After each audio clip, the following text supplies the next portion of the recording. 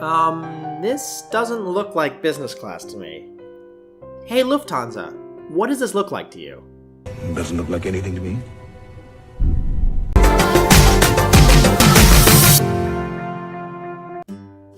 Short-haul regional business class has always confused me. Is a slightly larger seat, a beverage, and a cheap meal really worth several times more?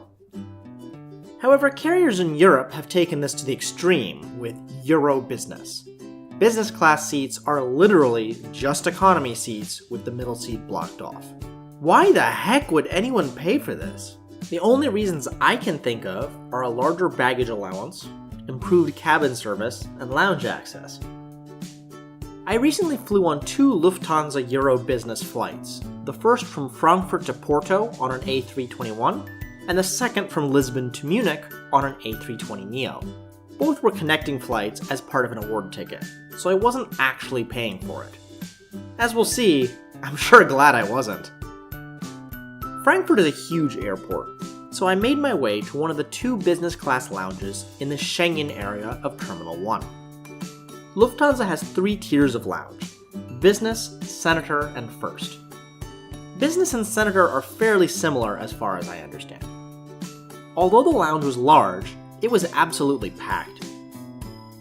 Everyone was focused as they watched the Russia-Spain penalty shootout at the World Cup. Alcohol was on hand for when Spain lost.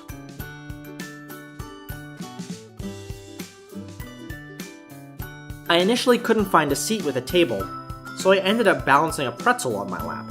The food on offer was rather limited at this hour, with soup and sausages. The dessert pudding was very tasty, and I may have had more than one.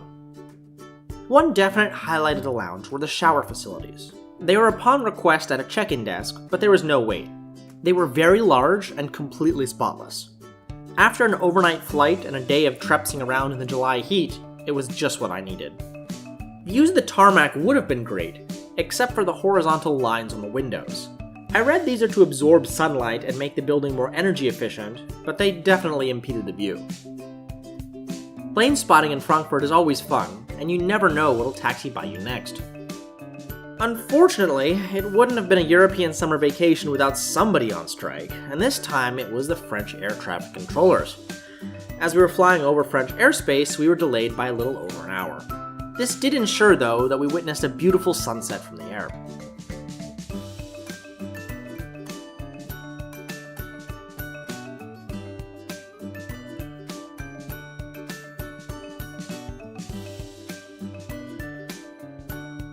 The seats are slimline and very firm.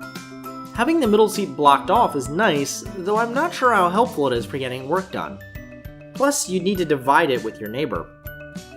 Service began with a beverage, there wasn't one offered pre-departure, and of course I went with a German beer. There was a choice between chicken and fish, and I went with curry and mustard-crusted cod.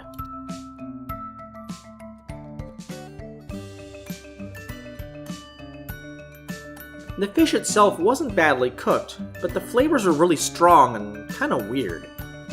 The rice is about what you'd expect for airplane rice. The apricot dessert, though, was clearly a winner. Although dark, the landing into Porto was very unique, as the clouds seemingly clung to the ground.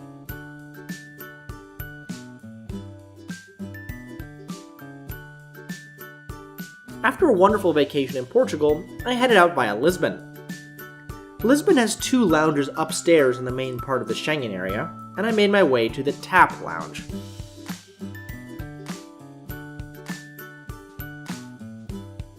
It was breakfast time, and there was a large assortment of eggs and sausages, quiches, open-faced sandwiches, cheese, and meat. Like the Lufthansa lounge, there was a lot of seating, but the lounge was packed. The color palette and design of the lounge were bright and upbeat, though I'm not sure green would have been my first choice. There was also a children's play area and a place for napping, but I didn't want to film folks who were already asleep, and every bed was taken. Views of the runway were also obscured by horizontal strips, though not as much as in the Lufthansa lounge in Frankfurt. I did notice that power ports are readily available. One great addition were the pastel de nata, which are pretty tasty. The lounge also has shower facilities that were perfectly adequate, though they didn't seem as nice or as clean as German ones. All in all, it's a fine regional lounge, and I would have liked to spend more time there. However, I had tried arriving 3 hours before my international flight, but no one was available to check in with.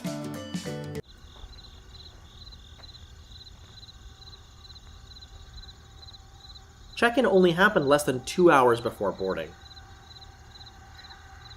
I didn't have time to check out the ANA lounge, sadly not run by All Nippon Airways, but I would have had access with Priority Pass. It looked about equivalent to the TAP Portugal lounge, but it was time to head over to the gate.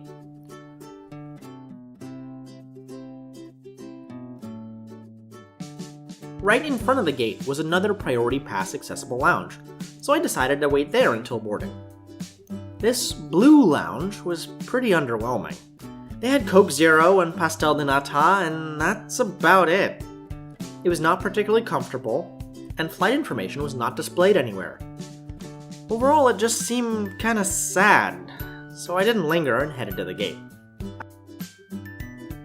I should mention I was initially supposed to fly TAP Portugal on this leg of my trip, but I noticed that they are habitually late.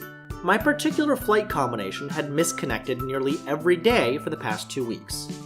So I bit the bullet and paid United for the change fee to now fly on Lufthansa. And I'm glad I did, as my original flight landed 5 minutes after my connecting flight pushed back from the gate. Sorry TAP, maybe next time. Or not. Boarding was by bus, and we passed a host of aircraft, though sadly I was unable to see the TAG flight to Angola.